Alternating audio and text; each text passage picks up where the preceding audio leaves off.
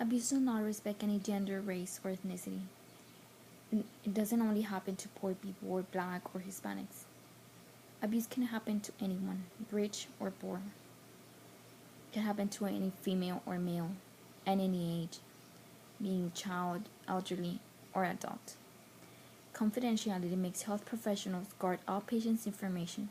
So even when a woman is being abused or even nearly to death, professionals by law cannot report the abuser if the victim doesn't do it by herself.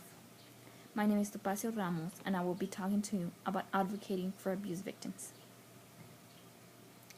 As stated in the Black's Journal article, confidentiality can be bound if a child is being harmed or at risk of being harmed. These professionals have no boundaries towards stepping into the law in procedures to protect minors.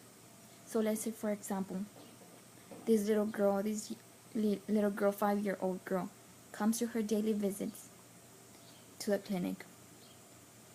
The doctor finds out she has genital herpes. Genital herpes is only being transmitted by sexually.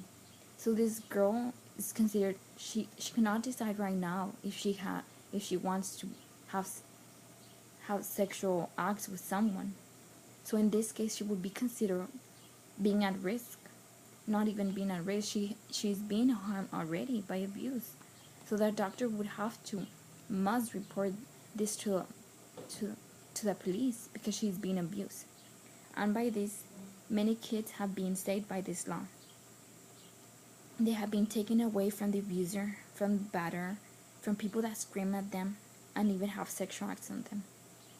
Statistics show that the decrease on abused children has decreased dramatically because of this law of protection.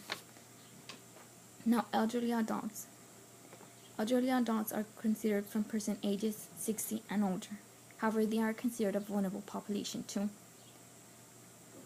because of the lack of physical cognitive ability to report or just because of the fear of being left alone.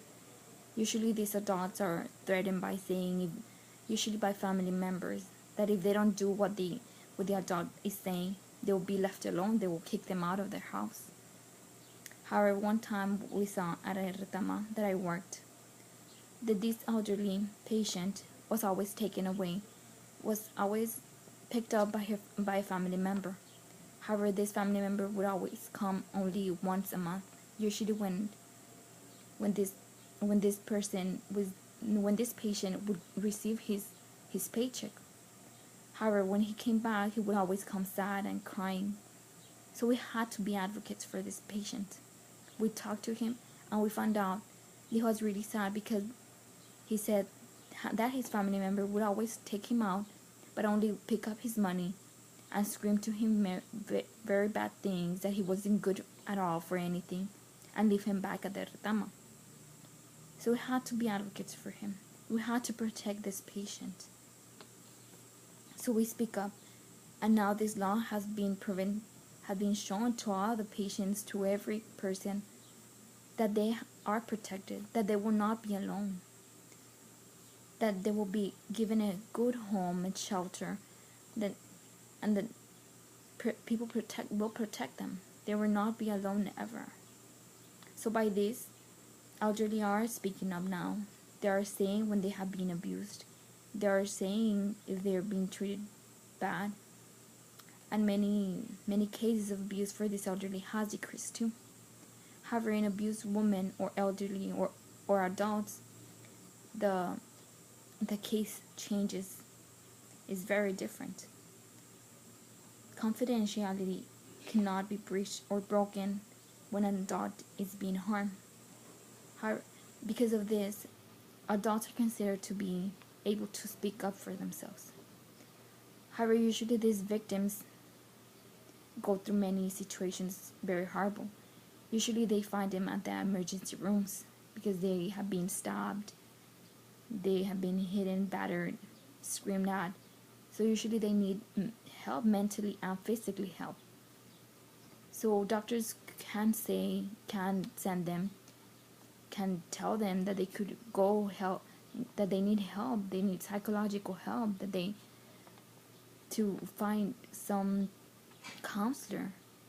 However, even if they are said to be mentally harmed, they are not vulnerable.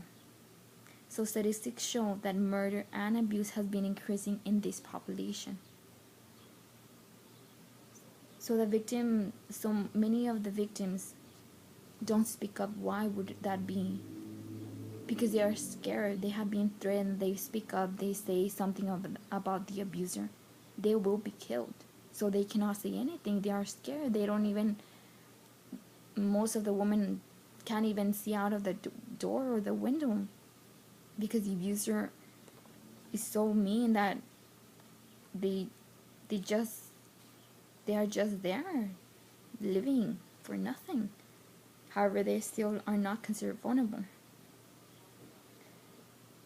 In conclusion, children and elderly are being helped if they are harmed, and statistics show that there has been a decrease of abuse towards these populations. However, every day we're letting women, adults, men, and women being killed, being murdered, and they are dying every day more and more. So if they are not considered vulnerable, then they are considered to decide if they want to die because they cannot speak up. I believe these adults, like children and elderly, need help during this difficult time. They don't know how to get out of this situation. They cannot scream for help because they are threatened that if they scream for help, they'll be punished more. They'll be punished more worse, or they might even die that day. So maybe if the law would change, that they will be protected, the situation would be less. Statistics would change from being a high number of victims of murders to a decrease, like the elderly and the children.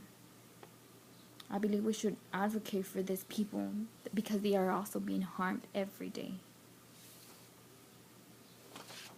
Here are my reference,